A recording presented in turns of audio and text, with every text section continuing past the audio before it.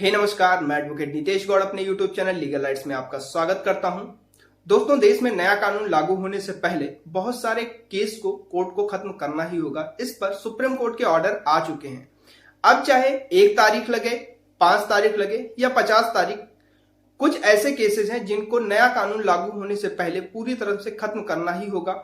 वो केस कौन कौन से हैं, नया कानून क्या है, कब लागू हो रहा है, सब कुछ जानेंगे इसी वीडियो में। तो वीडियो को लास्ट तक जरूर देखिएगा।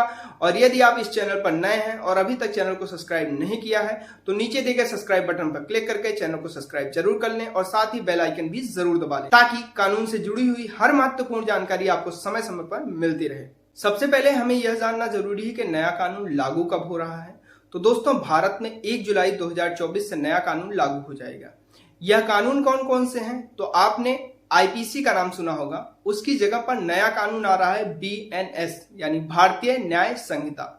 आपने सीआरपीसी का नाम सुना होगा, सीआरपीसी की जगह पर नया कानून आ रहा है बीएनएसएस यानी कि भारतीय नागरिक सुरक्षा संहिता। आपने एविडेंस एक्ट का नाम सुना होगा, उसकी जगह पर नया कानून आ रहा है बीएसए यानी कि भारतीय साक्ष्य अधिनियम। पुराने कानून में जो चीजें थी वो नए कानून में तो आपको मिलेंगी ही मिलेंगी, उनके साथ साथ कुछ और भी चीजें ऐड हो गई हैं। जैसे कुछ धाराओं की सजा बढ़ा दी गई है, कुछ की कम कर दी गई है, कुछ नए क्राइम के लिए नई धाराएं जोड़ दी गई हैं। यानी कि 1 जुलाई 2024 से अब किसी के साथ अगर कोई घटना होती है, कोई अपराध होता है, तो उसकी सजा आईपीसी के अन्य धाराओं में ना होकर बीएनएस की धाराओं में दर्ज किया जाएगा।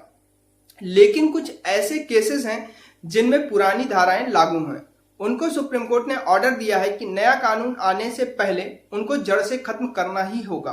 तो पहले कैटेगरी की बात करें तो पहले कैटेगरी में वो केस आते हैं जिनमें अगर किसी बूढ़े माँ बाप को उनके बेटों ने, बहू ने घर से बाहर निकाल दिया है, ऐसे में उस बुजुर्ग माँ बाप ने अपने बहू और बेटों पर केस कर रखा है सेक्शन 24 सीनियर सिटीजन एक्ट 2007 के अंतर्गत।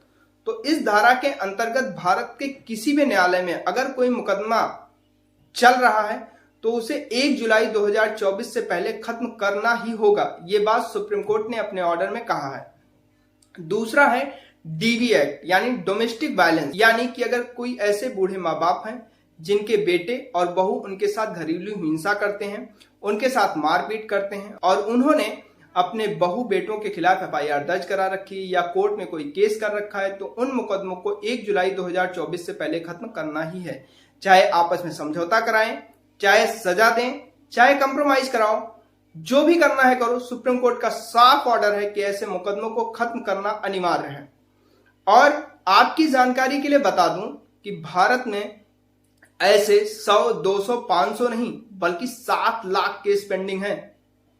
तीसरे नंबर केस की बात करें तो अगर किसी बूढ़े माँ बाप ने अपने बच्चों पर मेंटेनेंस का केस कर रखा है, यानी कि 125 सीआरपीसी का कोई मुकदमा किसी कोर्ट में पेंडिंग है या किसी ने एफआईआर दर्ज करा रखी है, तो उन सभी केसेस को 1 जुलाई 2024 से पहले खत्म करना ही होगा। ये तीनों केवल सीनियर सिटीजन पर लागू होते हैं।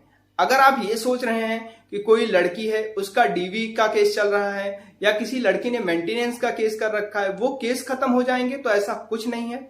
यहां सिर्फ और सिर्फ सीनियर सिटीजन की बात हो रही है। अगर इस टाइप का कोई भी केस किसी न्यायालय में पेंडिंग है तो उसको 1 जुलाई 2024 से पहले खत्म कर दिया जाएगा। सुप्रीम कोर्ट के ऑर्डर आ चुके हैं, सभी न्यायालयों को ऑर्डर मिल चुके हैं कि यदि आपके न्यायालय में इस टाइप का कोई भी मुकदमा है जो कि विचाराधीन है या चल रहा है, तो उसे जल्द से जल्द खत्म करें।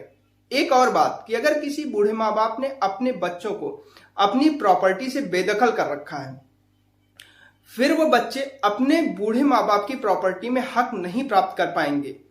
ये बात भी सीनियर सिटीजन एक्ट के अंतर्गत आता है। बहुत सारे लोगों का यह भी मानना है कि अगर किसी को कोई प्रॉपर्टी मिली हुई है खानदानी, तो वह उस पैतृक संपत्ति से अपने बेटों को बेदखल नहीं कर सकता। तो मैं आपकी जानकारी के लिए बता दूं कि बूढ़े माँ बाप को सीनियर सिटीजन एक्ट के अंतर्गत ये भी राइट मिला हुआ है कि वह पैतृक संपत्ति से भी अपने बच्चों को बेदखल कर सकते हैं। अगर वह उनके साथ बुरा बर्ताव करते हैं, उनके साथ मारपीट करते हैं, तो ये तो वो कंडीशन है जिसमें माँ बाप बच्चों को हटा देते हैं, यानी प्रॉपर्टी से बेदखल कर देते हैं। लेकिन ऐसे बहुत सारे केस हमने देखे हैं जिनमें बहुत सारे माँ बाप अपने बच्चों पर भरोसा करते हैं, हालांकि सभी करते हैं, और उन्होंने भरोसा करके अपने जीते जी, अगर उनके 2 बेटे हैं तो प्रॉपर्टी का 2 हिस्सा करके उन दोनों बेटों के नाम कर दिया। उनको यह लगता है कि अपने जीते जी कर दो, वरना बाद में ये दोनों लोग प्रॉपर्टी के लिए लड़ेंगे, दूसरे से लड़ाई झगड़ा होगा। इससे अच्छा है कि उनको उनका हिस्सा पहले ही दे दो। लेकिन बाद में क्या होता है कि बहुत सारे मैटर्स में हमने देखा है कि जब बच्चों को उनकी प्रॉपर्टी का हिस्सा मिल जाता है तो वह उन बूढ़े माँ बाप को घर से बाहर निकाल देते हैं, उनके साथ बुरा बर्ताव करने लगते हैं। तो ध्यान दीजिएगा, ऐसे में वह बूढ़े माँ बाप अपनी संपत्ति वापस ले भी सकते हैं। धारा 23 सीनियर सिटीजन एक्ट के अंतर्गत बुजुर्ग दंपत्ति को यह भी अधिकार मिला हुआ है। तो दोस्तों, यह कुछ कानून है, कुछ अधिकार हैं, कुछ धाराएं हैं जिनको नया कानून लागू होने से पहले खत्म करना ही है। तो आशा करता हूं यह जानकारी आपको पसंद आई होगी। अगर जानकारी अच्छी लगी तो वीडियो को लाइक करें और अपने फ्रेंड और फैमिली के साथ ज्यादा से ज्यादा शेयर करें, ताकि हर किसी को यह इंफॉर्मेशन मिल सके। अगर आपके मन में कोई सवाल है, अगर आप हमसे कोई सवाल पूछना चाहते हैं, तो आप हमें कमेंट बॉक्स में कमेंट कर सकते हैं। हम कोशिश करेंगे कि आपके सवालों के जवाब दें या उस टॉपिक पर हम आपको वीडियो के जरिए इंफॉर्मेशन दे सकें। तो अपने लीगल राइट्स की जानकारी रखिए, खुद भी सुरक्षित रहिए, लोगों को भी सुरक्षित रखिए, और ऐसे अन्य कानून जानने के लिए हमारे चैनल लीगल राइट्स को सब्सक्राइब करना मत भूलिए। तो मिलते हैं अगली वीडियो में, तब तक के लिए जय हिंद।